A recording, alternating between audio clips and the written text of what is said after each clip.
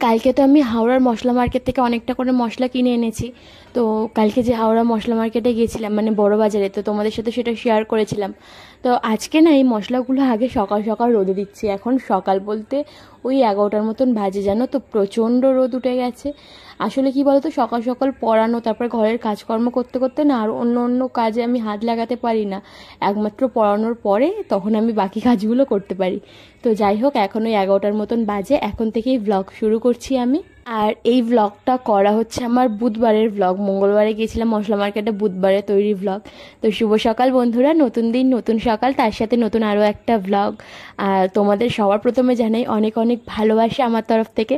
কেননা দেখছি এখন কিছুদিন ধরে একটু আমার ব্লগে বা ভিডিওতে ভিউজ আসছে, আর ভিউজের থেকে বেশি বড় কথা হচ্ছে ওয়াচ টাইম আসছে।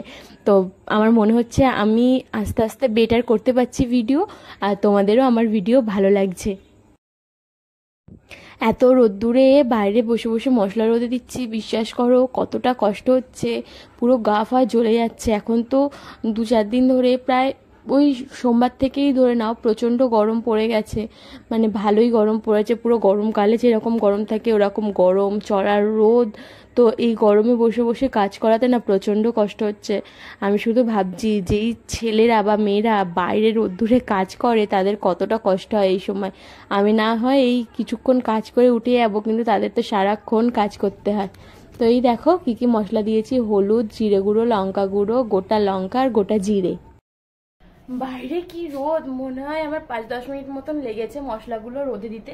আর গা হাত পা পুরো জ্বলে যাচ্ছে। কি মানে এখনই এত রোদ, আর মানে এত গরম পড়ছে এখনই, আর কদিন পর থেকে যে কি হবে ভগবানই জানে। তো মশলা ফসলাগুলো রোদে দিলাম, আর এখন হচ্ছে আলমারি গোছাবো। আলমারির মধ্যে হচ্ছে প্রচুর জামা প্যান্ট আমার হচ্ছে কেচেছে, এগুলো সেগুলো তো এমনি রেখে দিচ্ছি, আর এমনি জামা প্যান্টগুলো এলোমেলো হয়ে পড়ে রয়েছে। তো সেই জামা প্যান্টগুলোও গোছাবো। তার আগে একটু খেয়ে নিই। 11টা বাজে, আজকে এমনি ব্লগ শুরু করেছি দেরি করে। আমার ঘরের কাজ বাজ এমনি সব হয়ে গেছে, দেখো গোপালকেও ঘুম থেকে তুলে দিয়েছি। তবে ব্লগ দেরি করে শুরু করেছি, তো একটুখানি মুড়ি খেয়ে নিই এখন। আর ম্যাক্সকে দেখি যে বিস্কুট খাবে কিনা, ওকে তাহলে বিস্কুট খেতে দেবো, না হলে একেবারে ওকে 12টা, ও তো 12টা 12টার মধ্যে ভাত খেয়ে নেয়। আর আমার হচ্ছে কাজ করতে করতেই আমার 1টা 1:30 বেজে যাবে।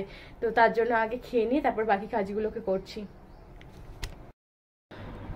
মুড়ি, চানাচুর আর একটুখানি তেল দিয়ে আর শসা নিয়ে বসে পড়েছি।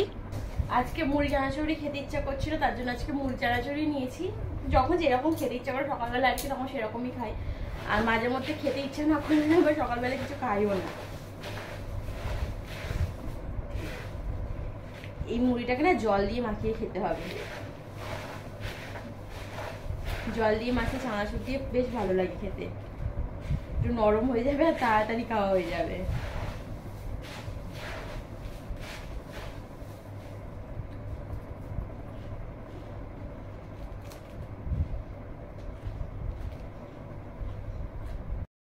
এইগুলো হচ্ছে সেই কাঁচা জামা কাপড়গুলো। বললাম না কালকে তোমাদেরকে যে জামা কাপড়গুলো গোছাতে আর ভালো লাগছিল না, মানে অমনি করেই সব আলমারির মধ্যে রেখে দিয়েছিলাম। তো আজকেও ইচ্ছা করছে না। ভেবেছিলাম তো কালকে যে আজকে করব, সেই ভরসায় রেখেছিলাম। তবে আজকেও ইচ্ছা করছে না।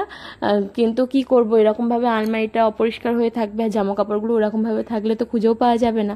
তার জন্যই আর কি জামা কাপড়গুলো নিয়ে এখন গোছাতে বসেছি। আসল কথা কি জানো তো, অনেক বেশি জামা কাপড় হয়ে গেছিলো, তার জন্য আর গোছাতে ইচ্ছা করছিল না। দেখতেই পাচ্ছ কত জামা কাপড়। আর হবে নাই বা কেন, পুরো 2-3 দিনের জামা কাপড় এখানে রয়েছে ঘুরতে যাওয়ার। আর ঘুরতে গেলে সবাই একটু বেশি বেশি করেই জামা কাপড় নিয়ে যায়। তো সেই শাড়িটা তো তাড়াতাড়ি শুকিয়ে গেছিলো, তবু রাখা ছিল ওরকমই। তো সবগুলোই আমি এখন আস্তে আস্তে করে গোছাচ্ছি। আর বুঝতেই পারছি আমি একভাবে গুছিয়ে না নিলে না আর গোছানোই হবে না কোনো মতে। তার জন্যই আর কি গুছিয়ে গুছিয়ে সব কিছু ওই আলমারির মধ্যেই রেখে দিচ্ছি।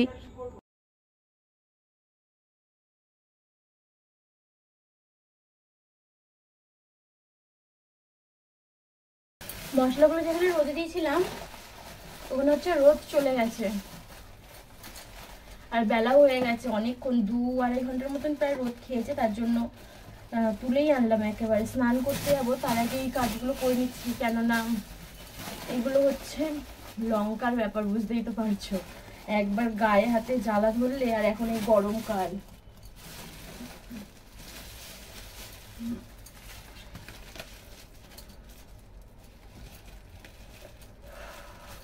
এত গরম পড়েছে যে পুরো ঘেমে স্নান হয়ে যাচ্ছে, এত গরম।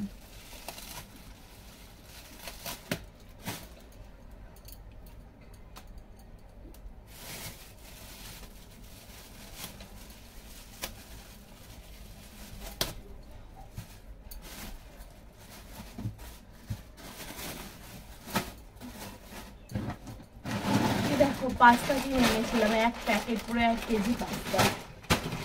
এটা এখন ঢেলে রাখবো না।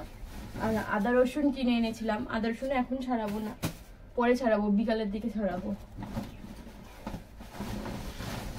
আর মসুর ডাল আর মটর, এই দুটো কিনে এনেছিলাম।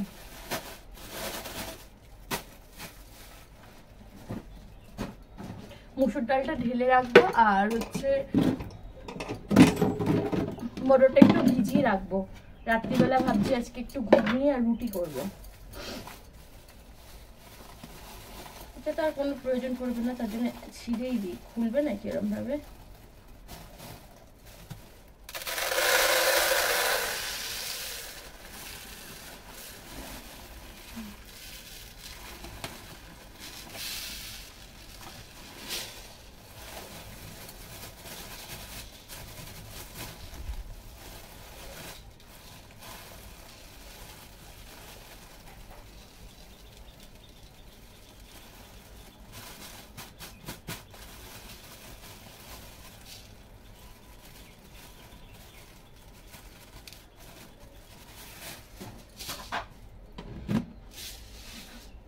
এক ভর্তি হয়ে গেছে পুরো।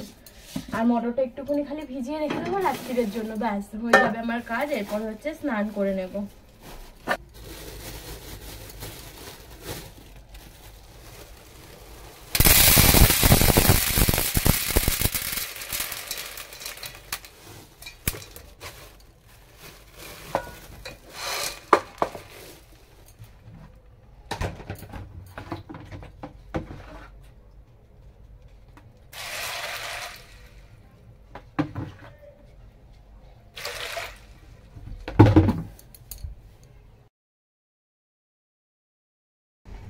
ম্যাক্স খেয়ে দিয়ে ঘরে ঢুকে গেল, ওর খাওয়া হয়ে গেছে।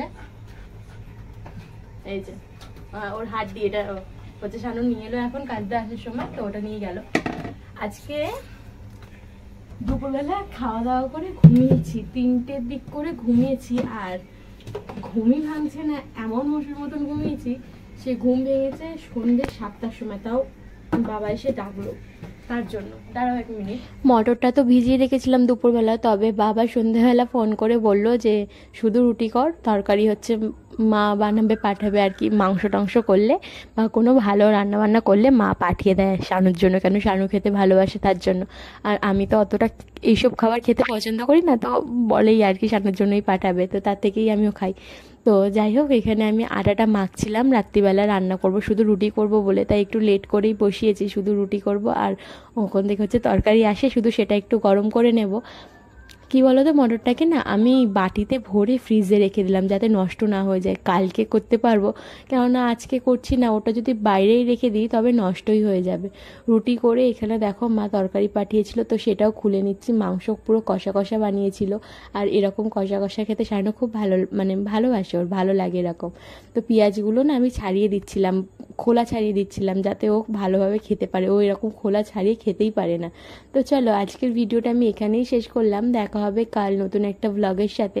আর তোমরা যারা যারা আমাকে ভালোবাসো, আমাকে পছন্দ করছো, আমার ভিডিও দেখতে ভালোবাসো, তারা কিন্তু অবশ্যই লাইক কমেন্ট করো, আর চ্যানেলটা কিন্তু সাবস্ক্রাইব করে আমার পাশে থেকো।